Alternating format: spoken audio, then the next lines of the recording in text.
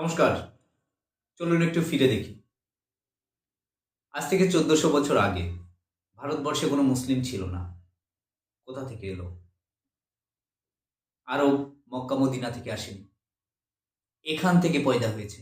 কিভাবে হয়েছে? হিন্দু ধর্ম থেকে এরা বেরিয়ে গিয়ে মুসলিম ধর্ম গ্রহণ করেছে। কেন করেছে? এটা হচ্ছে সব থেকে বড় প্রশ্ন। আমাদের কিছু নমশূদ্র হিন্দু যারা আছে তাদের একটা ন্যারেটিভ আছে যে ব্রাহ্মণ্যবাদের যন্ত্রণায় তারা যুগে যুগে মুসলিম হয়েছে। কেন রে ভাই? সংখ্যায় কারা ছিল বেশি? ব্রাহ্মণদের ধরে পেটাতে পারতে, পেটালে না। কি হলে? মুসলিম হলে। কেন? মুসলিম হয়ে কি ব্রাহ্মণদের পিটিয়েছ? পেটাওনি তো। তাহলে কেন মুসলিম হলে? কেন ধর্ম ছাড়লে? অ্যাকচুয়ালি এটা খুব সুন্দর এবং সদর্পণে পরিকল্পিতভাবে মিথ্যে কথাটা সাজানো হয়। কি সাজানো হয়? যে ব্রাহ্মণ্যবাদের জন্য হিন্দুরা, বিশেষ করে নিচু শ্রেণীর হিন্দুরা যারা আজকে মুসলিম হয়েছে, তারা এই ব্রাহ্মণ্যবাদের অত্যাচারে মুসলিম হয়েছে। কেন ঢোকানো হয় জানেন? যাতে ওই অন্য ধর্মে, যে ধর্মে গেছে সেখানে এরা করে খেতে পারে।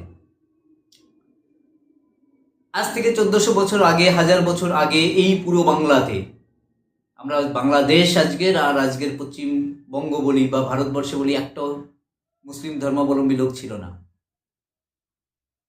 এই নিচু শ্রেণীর হিন্দু যারা ছিল তারাই আজকে মুসলিম হয়েছে এবং তাদের একটা সুন্দর ন্যারেটিভ রয়েছে আজকের দিনে, যে ভাই আমাদের গায়ের রং এক, আমাদের খাদ্য অভ্যাস এক, আমাদের জীবনযাত্রা এক, তাই আমরা নমশূদ্র আর মুসলিম এক। আরে সেটা তো 1947 সালে দেশভাগের সময় করেছিলে তোমাদের বাপ যোগের মণ্ডল। সে তোমাদের এই কথা বলেছিল, এই থিওরি দিয়েছিল। তারপর থেকে ওই দেশ থেকে যোগেন মণ্ডল তো পালালো, সাথে তোমরাও পালাচ্ছ। আর তোমাদের জন্যই আজকে এই যে দীপু চন্দ্রকে এইভাবে ময়মনসিংহে পিটিয়ে মারা যায়।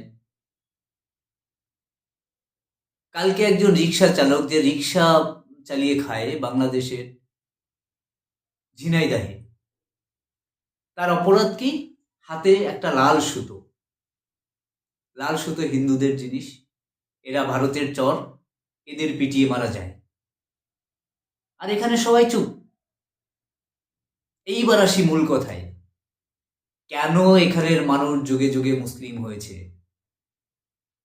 ভারতবর্ষের হিন্দুরা সভ্যতার প্রথম থেকেই তাদের বসবাস, তারা খুব সুন্দর, সরল, পরোপকারী এবং ঝামেলাহীন একটা উন্নত জাতি। এখানে যখন পশ্চিমী লুঠেরা, যখন আমাদের ভারতবর্ষকে মোগলরা দখল করে নিল, দখল করার পরে আপনার কি মনে হয় আজকে দীপু দাস এইভাবে মার খাচ্ছে?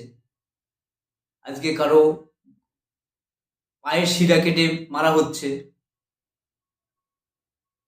লাল সুতোর জন্য কাউকে পিটিয়ে মারা হচ্ছে, একজন রিক্সা চালককে।